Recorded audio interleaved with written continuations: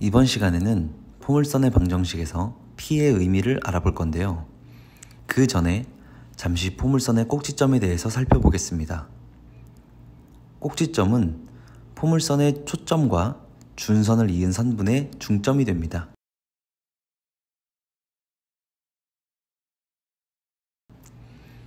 포물선의 정의를 생각해보면 너무 당연하죠. 그렇다면 어떤 포물선의 방정식이 주어졌을 때 그 포물선의 꼭지점의 좌표를 어떻게 구할 수 있을까요? 자, 여기에 y제곱은 4px라는 포물선이 있습니다. 이 포물선의 꼭지점의 좌표를 구하려면 우선 2차식을 0으로 만들어주는 값을 찾아야 합니다. 지금은 0이네요. 그래서 일단 꼭지점의 y좌표는 0이 됩니다. 그런데 이렇게 꼭지점의 y좌표가 0이 되면 우변의 x값도 0이 되어야 등식이 성립하겠죠. 그래서 이 포물선의 꼭지점은 0,0이 됩니다. 자, 여기 포물선이 하나 있습니다. 이 포물선의 방정식은 다음과 같은데요. 이 포물선을 x축으로 1만큼, y축으로 2만큼 평행이동 시켜볼게요. 그러면 포물선의 방정식도 식이 이렇게 바뀌어야겠죠? 이렇게 바뀐 포물선에서 꼭지점의 좌표를 찾아보겠습니다. 우선 완전제곱으로 표현된 2차식을 0으로 만들어야 하니까 y좌표는 2가 되어야 합니다. 그리고 y가 2일 때 등식이 성립하려면 x는 1이 되어야 하니 꼭지점의 좌표는 1,2가 되어야 하죠. 그럼 지금부터 포물선의 방정식에서 P의 의미에 대해서 본격적으로 알아보겠습니다.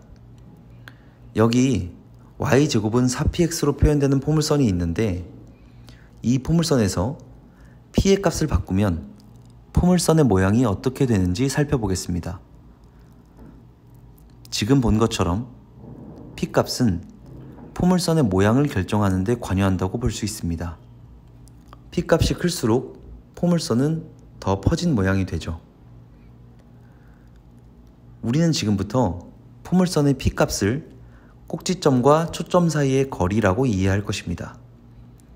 P값은 포물선을 평행이동하더라도 바뀌지 않기 때문에 이러한 이해가 아주 적절하다고 볼 수 있습니다.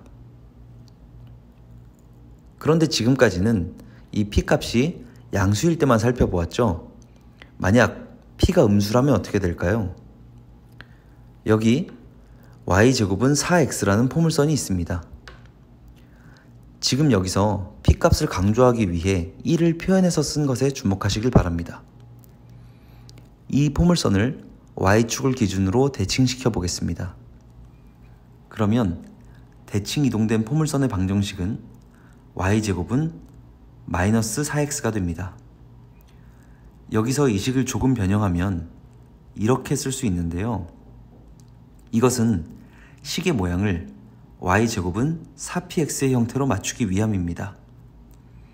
이렇게 식을 바꾸고 보면 대칭된 포물선의 P값은 마이너스 1이라고 생각할 수 있죠.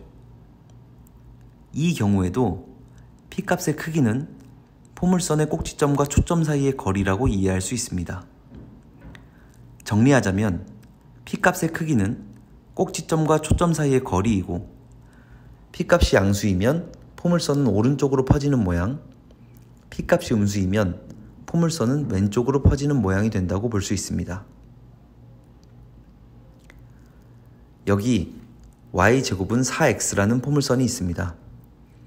그런데 이 식을 이렇게 그냥 두는 것은 좋은 습관이 아닙니다.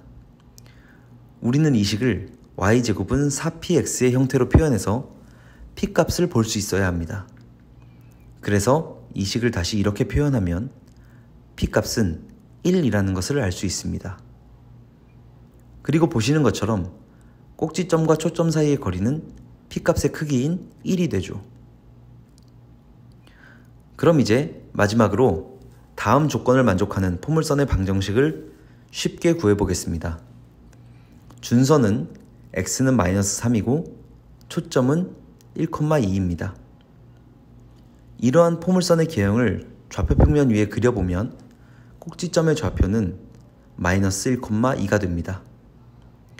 꼭지점의 좌표가 B,A인 포물선의 방정식을 이렇게 나타낼 수 있으므로 이 포물선의 A 값은 2가 되고 B 값은 마이너스 1이 됩니다.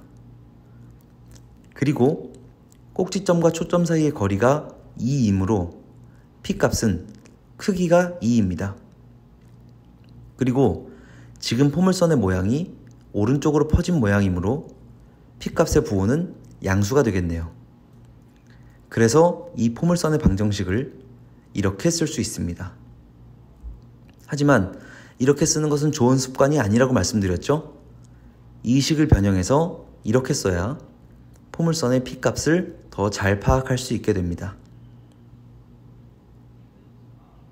오늘은 P 값에 따른 포물선의 모양과 포물선의 방정식을 구하는 방법을 알아보았습니다. 다음 시간에는 포물선에서 출제되는 기본적인 문제들을 살펴보겠습니다. 지금까지 보는 수학이었습니다.